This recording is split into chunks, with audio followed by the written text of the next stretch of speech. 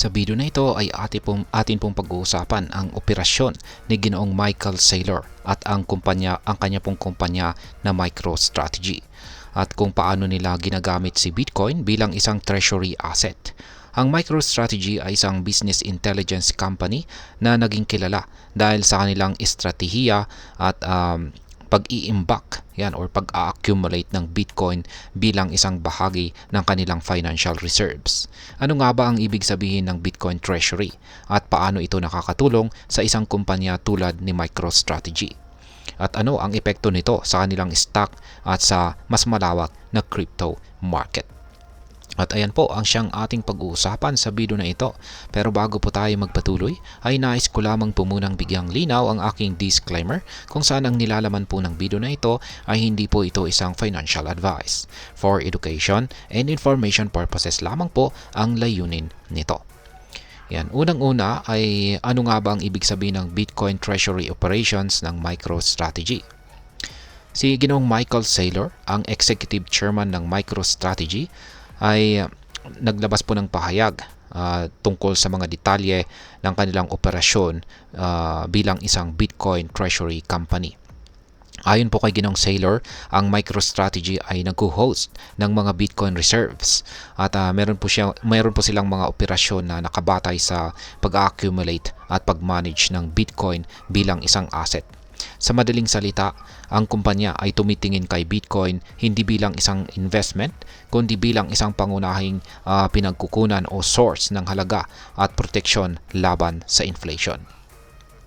Ang konsepto ng Bitcoin Treasury ay nagsimula pa noong taong 2020 nang magsimulang bumili ang MicroStrategy ng Bitcoin gamit po ang pondo mula sa kanilang mga securities issuance.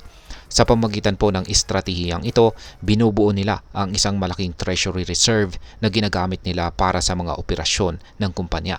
Ayon po sa isang chart na isinama ni Ginoong Saylor sa kanyang post, ipinakita nito kung paano nila ginagamit ang Bitcoin upang mapanatili ang halaga ng kanilang kapital at lumikha ng mga oportunidad para sa produktibidad.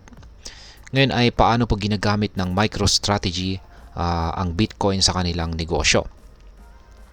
Ang pangunahing layunin po ng MicroStrategy sa pag-accumulate ng Bitcoin ay upang maprotektahan ang kanilang kapital laban sa inflation at iba pang mga financial risk. Si Bitcoin bilang isang decentralized na currency ay nagbibigay po sa kanila ng pagkakataon na maiwasan ang mga panganib na dulot ng traditional na fiat currencies na maaari pong mawalan ng halaga dahil sa mga economic policies at inflation. Isa po sa mga paraan ng MicroStrategy sa pag-purchase or pagbili ng Bitcoin ay ang paggamit po ng pondo mula sa mga securities na kanilang ipinagbebenta. Ito po ay isang paraan ng pagkolekta ng kapital para magpatuloy sa pagbili ng Bitcoin. Bukod pa rito, ginagamit nila ang leverage upang mapalaki ang kanilang Bitcoin purchases. Ayon sa chart ni Ginoong Saylor, ang leverage ng kanilang operation ay mula 0.25 times hanggang 10 times, depende po sa volatility ng market. Ano naman ang kasalukuyang halaga ng Bitcoin reserves ng MicroStrategy?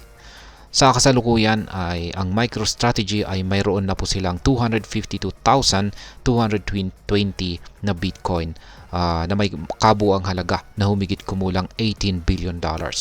Ang ganitong halaga ng Bitcoin ay isang malaking bahagi ng kanilang kabuuang financial reserves. Dahil dito, ang kanilang operasyon at market performance ay kadalasang nauurong o sumusunod sa galaw ng presyo ni Bitcoin.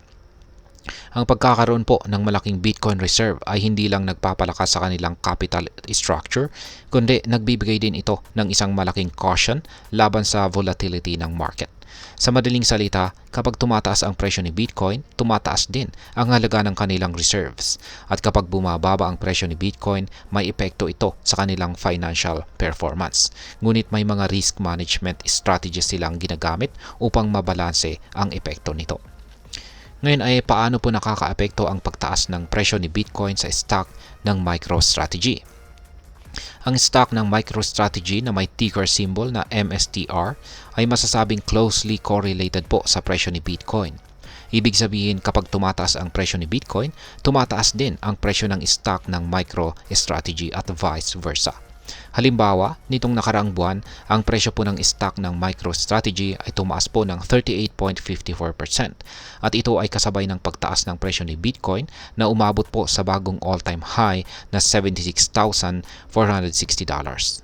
Dahil ang MicroStrategy ay may malaking exposure kay Bitcoin, mas mataas ang kanilang volatility kumpara sa mga kumpanya na hindi ganoon kalaki ang investment sa crypto.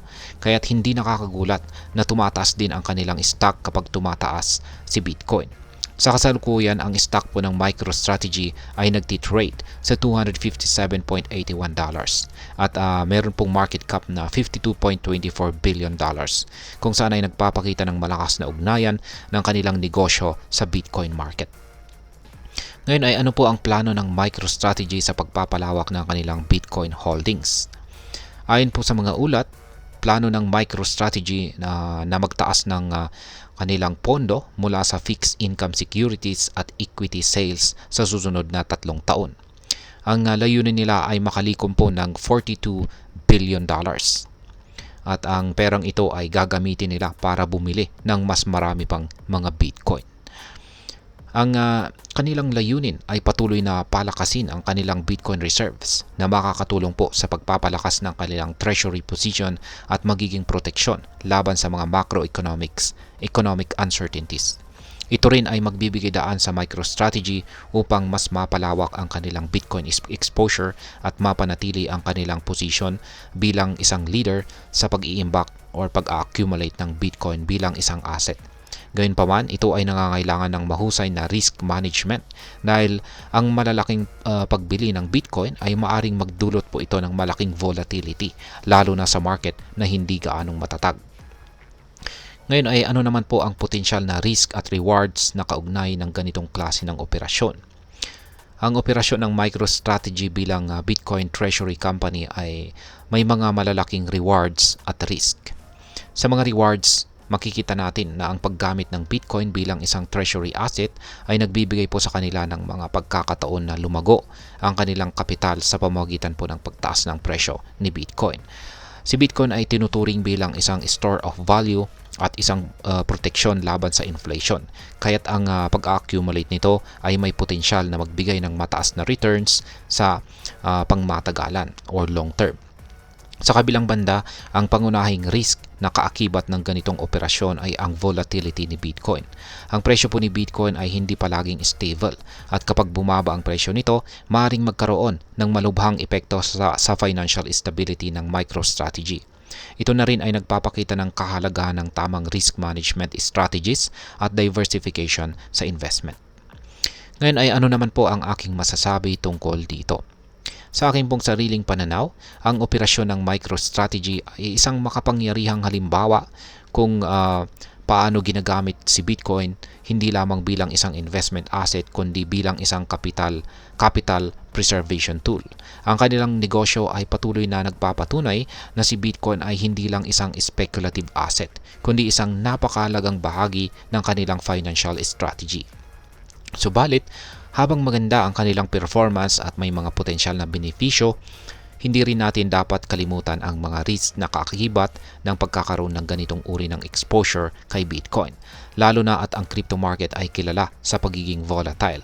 Ang mga kumpanya tulad ni MicroStrategy ay kailangang magpatuloy sa pagsusuri at pagpaplano upang matiyak ang long-term sustainability ng kanilang Bitcoin treasury strategy.